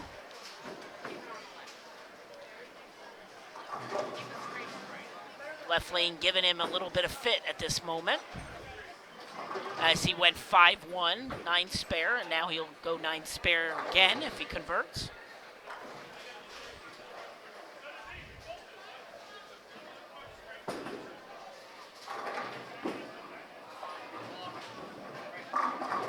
Andy missed that one to the left, but he leaves the 1-3-6.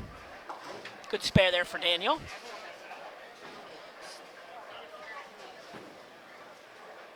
Next shot's going to be key for Darren. Yes. On the right lane. If he can get a strike here, he will be in the driver's seat. Anything less, and it's still anybody's match.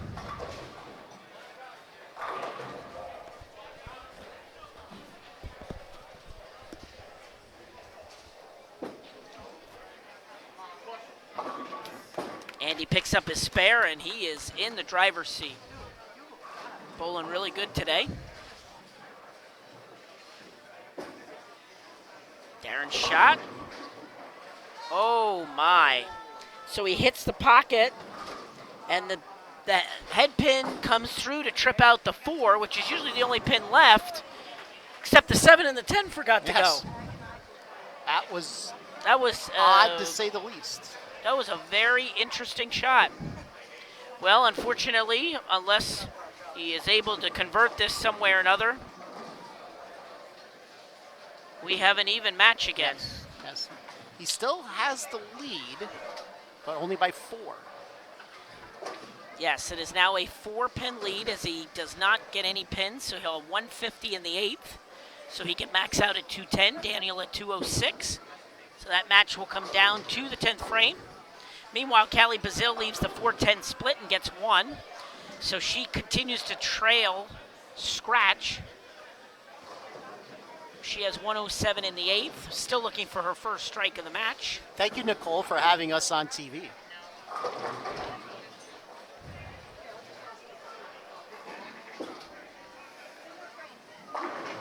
Matthew can't see the computer screen. He's sitting in front of it. 4-pin there for Darren Zombro. And Kelly not able to strike, so that should pretty much wrap up our handicap match, as Andy Hoffman will be your handicap champion today.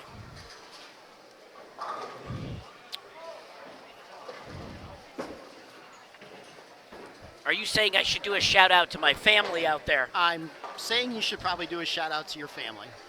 Hello there, family. All right, so with I's 9 spare in the 9th, now Daniel could get up with a triple and good count in the 10th and shut him out. It will come down to the 10th frame. Andy leaves a 4-pin, but this match is already... Andy Hoffman's going to get his first PJBT title today.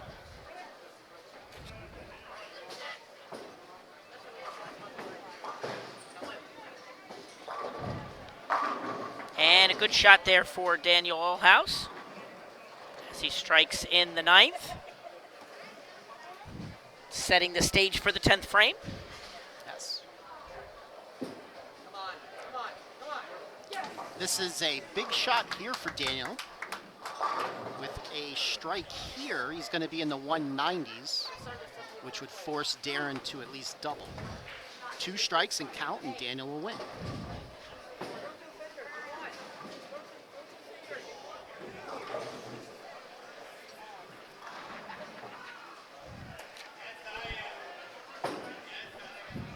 Daniel thinking out this shot on the left lane, as this has been the lane giving him trouble.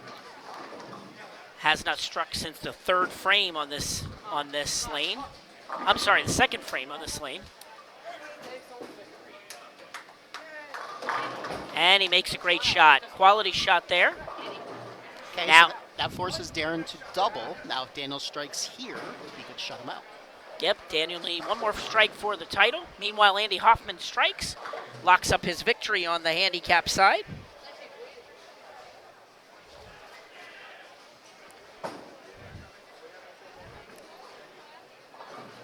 And he will be the next bowler automatically into the Invitational, coming up in about 6 weeks, as he will take home the title today in handicap.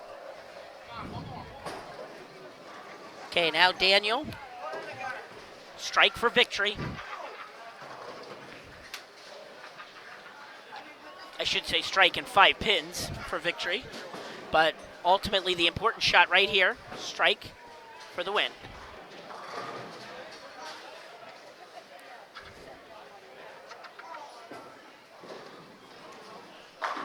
Oh, and he winning leaves 10. a solid 10 pin. Solid 10. So that will leave the door open for Darren. Darren will have a chance to win the match. Daniel will close out with 194 or 5, depending on the spare. And our champion, Andy Hoffman, shoots with his handicap 210. And he'll take home the title. 175 scratch for Andy Hoffman. Really bowled well after his games 161, 170, and 165 scratch in match play to boost him up from the 12th qualifying position. So he was the last qualifier to make it into the cut and ends up on top for the day. Yes. So how about that? I'm going to say when Daniel comes back here, he's going to say, I thought I struck till it went through the pins. Go ahead. It's okay. 195 for Daniel on the board. So now the stage is set. Darren Zombro will need a double. He will need a double to take home the title. Callie Bazil leaves a split and gets 0. So 210 to 124 is our title match. Andy Hoffman takes home the title in handicap. Here we go. And that was not a very good shot. Darren missed completely to the right. And that will do it. Title number 4 on the season for Daniel and 10th in his career. Hard-fought struggle this time. He told me he wanted to get to 10 before the season ended. He figured with 10, he was a shoo-in to get on the all-decade team. We'll see.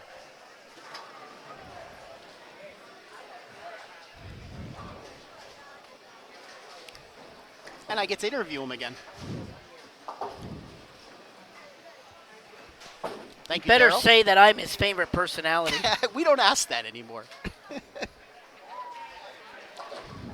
He's definitely not going to say that I am.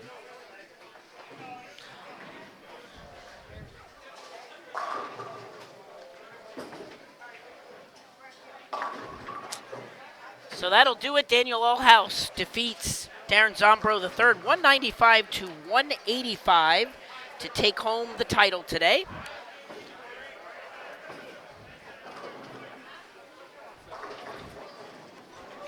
Okay, give me a minute to fill out some paperwork here, and we'll give out our final awards.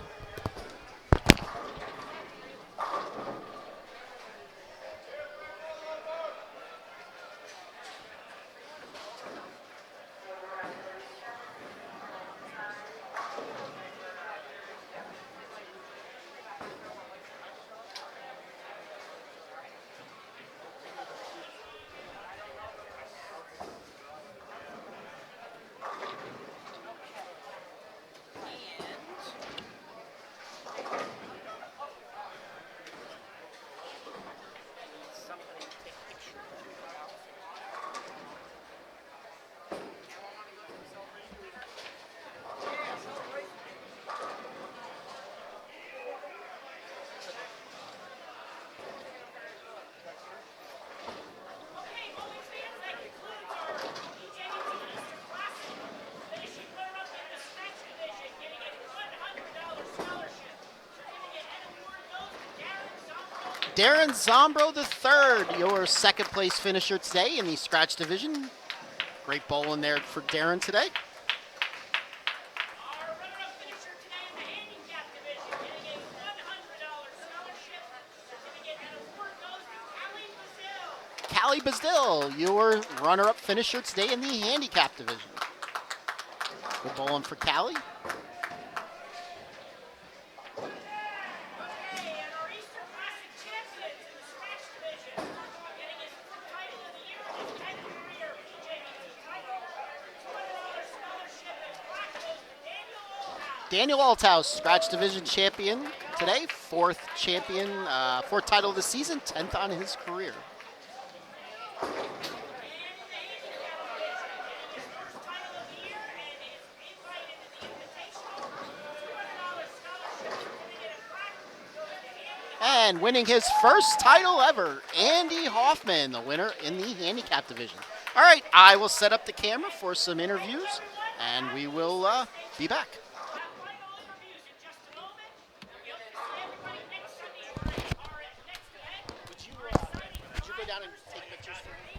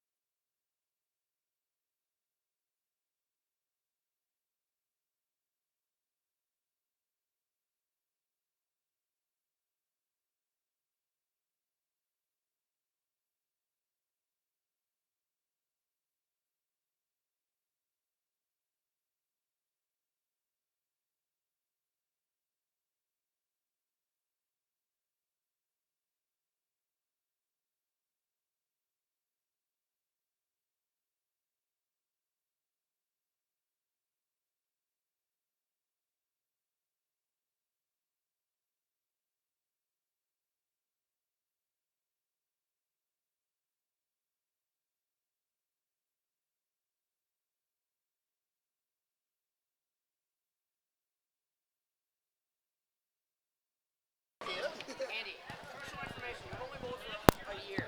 All right. All right, and we are here with our, can you hear me? Yes. We are here with our handicap champion today, Andy Hoffman. Congratulations. Thank you. Every time I hear your name, I think of the comedian Andy Kaufman, by the way. Andy Kaufman. Yes, if you don't know who that is, you might want to look him up. Andy Kaufman. I'll Andy look it Kaufman. Yes, yes. So, first career PJBT title. up. Yes. Second time you've made it to the finals. In the finals. The first time you didn't do so good. No, I fouled twice. Yes, yes. You had a little foul issue that day. Yes, I did. That was in a doubles tournament. So, Route 66 today. How did you attack this pattern? Well, my high road wasn't really hooking too much, so I basically stood at around the 7-ish board and aimed for the 10 board since I'm a lefty. And if it all worked out and I didn't cross over or have my shoulder down, it usually went right into the pocket, and I got a nice strike. Okay. Is that the only ball you were throwing today? Yeah, sadly, my other Columbia Nitro C300 doesn't fit me anymore, so I can't use that anymore. And my Storm Ice doesn't fit my thumb when it's all swollen up and trashed like this. Columbia Nitro C300. Yes. I don't know if that's how you say it. I mean, I've only been bowling for a year, so I don't really know all the bowling balls yet. I'm just trying to think how old that ball is. Oh, yeah. I might have to go. I have an Ebonite Nitro in my arsenal back from the 90s. Interesting. I'm gonna have to go look that one up. So yes, this is just your first or second year bowling. This is my first. Actually, I think today marks the first year. A year ago was my first time playing without the bumpers. My grandfather took me to a bowling alley. I said I want to play with bumpers, and he taught me how to bowl. So I'd like to give a special thanks to my grandfather for getting me into this. If it wasn't for him, I wouldn't be here right Excellent, excellent. So where do you bowl out of? now. I bowl at West Hunterdon Lanes in New Jersey, Okay. and I wasn't expecting to hear that, seeing who you came with today. yeah, Was definitely not expecting to hear that. yeah. All right, so besides your grandfather, who else do you want to give a shout out to?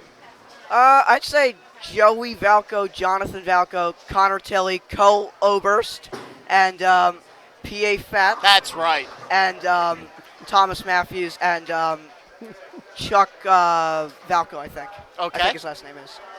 That's a lot of people. Well, they're all my friends at West Hunterdon Lanes, and they've really gotten me really And good, and so is Cole. You have a coach? I don't have a coach. Cole's like kind of my coach, basically. Cole's basically my Lord. coach. Oh, Lord. Oh, my God. So, well, you know what? You have a title, and I don't think he does. You don't? You don't? You have a title? Yeah. Oh, never mind. That Look, doesn't- did you see that look that I got? Yeah. Like, what do you mean I don't have a title? How dare you? Yes. Well, now you are eligible for championship weekend. What's that? That's when we get together, the Uh-huh. first Sunday in June, and Okay. you are now going to be invited to that to come and bowl. Oh, sounds good. Yes, it's an automatic invitation. As long as you win, you get an automatic invitation. If not, you have to be in the top 72 in points. So, Okay. all right. Yep. All right, anything else you want to say? Well, I mean, I'm in a good mood. My thumb's not saying the same thing, but I that's understand. okay. All right, ladies and gentlemen, winning his first tournament ever in the handicap division, Mr. Andy Hoffman. Congratulations. Thank you very much. Now we will, you can leave now. Okay, sorry.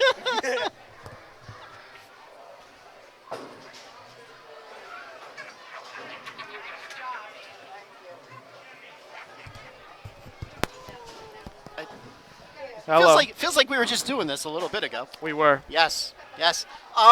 Congratulations, title number 4 on the season. Thank you. 10 for your career. Got to your double digits. Finally. Yes, finally. Actually, it only took 2 events after 9. 3 events. I don't think the finals went the way you were expecting. No. I know you came back after practice and you told me you wanted to finish on 9 because you were having a little bit of an issue with the ball return on 10. I'm okay with going in front of the ball return, but I was a little scared because they're that dry that I don't think I could get the speed on it. So I actually ended up, after the first shot, just wasn't good. Right. Trying to throw too hard. Yes. But when I made the spare, I asked you if it hit pocket. Yes. And that's where I stood the rest of the game. And instead of looking at the arrows, instead of looking at 21, 22, which I was looking at, I started looking at about the 6 pen. I wonder who taught you that trick. And then the left lane, I don't know. I liked it in practice, but then it just kept hooking more. I'd 4-pin. Fine. Board left. Since they're that dry, I'm going to move a board. 9-pin. All right? Then I couldn't get it going. And then going into the 9th and 10th, I'm like, all right, you know what? I could go 9th, 10th, 11th and win. Yes. I mean, it may not be pretty, but it works. So my strategy was take as long as I could. I knew I actually had a good line on 10. All right? Good shot. And hold on, let me interrupt you. You didn't adjust on that shot? Because it looked like you were counting boards up there. On 9, I was. Okay. On 9, I was standing on 40 in the 8th. So I moved to 40 and 3/4. Okay. I didn't want to move a full board off the 9-pin. I was scared to 10-pin. Okay. And I didn't throw it amazing, but I put it there. Mm-hmm. Struck. All right. Then the next shot was the best shot I threw all match. Yeah, actually, if you go back and listen to this live stream, you would hear me say to Matthew, I said, when Daniel comes back, he's going to say, I thought I struck until the ball went through the pins. Once I left the 10-pin, I was in shock. Yes. I threw that very good. I posted it. I probably couldn't have thrown it much better. But knowing I took as long as I did, it was going to get maybe in his head a little bit. Maybe. Maybe he's thinking about it, especially after the 10-pin. Yes. I can go up and win now. And he didn't throw a very good ball. No, it definitely did not. So he had you down until the 8th frame when he left that weird 7-10. I don't know if you saw it. I was watching. I saw the 10-pin. I'm like, okay, simple 10-pin. Then he turned around and I saw the 7. I'm like, That was, okay. It was definitely weird. I'm like, It was odd. obviously that's some sort of blessing. Yes. And Yes. then he 4-pin on his good lane. And I was like, all right, I can step up and win. Yes. and Any get chance it you done. were throwing the wrong ball? Maybe. After the 2nd and 3rd were good shots. 4th wasn't good. The 5th wasn't good. The 6th was good. And the 8th were good. I think I just didn't. I was trying to throw the ball too hard in the 5th because I knew I had to throw it hard. Yes. And then in the 4th, I just tugged. And then I tugged the spare shot. Yes. I mean, it's not pretty, but it works. So, what ball were you using in the championship round? Storm matchup Pearl. Storm You're matchup. welcome, Isaac. He hates that ball. Any chance that the hustle would have been the better ball or not? I'm worried from that angle it was going to 10-pin Okay. because it's a little cleaner for me through the heads and a Uh-huh. little bit cleaner down lane. Okay. So I was a little worried he was going to 10-pin. All right. So, who would you like to thank? I guess I got to thank you. Well, thank you. I appreciate that. Thank the Penn State coaches. We just ended our season last week. They do a lot for us. A lot that they don't have to do. They're volunteer coaches. Mm-hmm. They drive all around. They get us food. They do this and that and this, and it's very nice of them. I am a volunteer parent, you know. So, Liz's dad stayed. I'll thank him. Yes, I saw that. He might have Yes. stepped out by now, but Yes. Anybody else before I wrap this up? I don't got anybody. Okay. All right. Sorry if you were expecting something. All right, ladies and gentlemen, getting title number 4 on the season 10th of his career, your Scratch Division champion today, Daniel Althouse. Congratulations. Thank you. Stay here while I wrap it up. We're going to wrap Okay. it up now. Next week, ladies and gentlemen, the Baker Tournament at ABC West in Mechanicsburg. Next Sunday with a 10:30 start time. If you want to get the discount, you have to put a $20 deposit down before midnight tomorrow. Used to saying tonight, but it's tomorrow. The following week, we have 2 tournaments. On Saturday is the final ladies tournament of the season, the all-girls. It's the Invitational. If you're in the top 16 of points, you are automatically invited. If some don't show up, then we start going down the list. The following day, we are at Colony Park North, regular season event. I'll be there. Okay. Hello. Hello. So, from all of us here at the Pennsylvania Junior Bowlers Tour to all of you, if you celebrate Easter, have a happy Easter. Once again, if you're looking to get the fat guy something, I like Gertrude Hawk chocolate covered pretzels. I don't know what you like, but Those would work. Yes. I'm not in the mood for sugary candy this year. Okay. Maybe Say goodbye. Goodbye. Bye.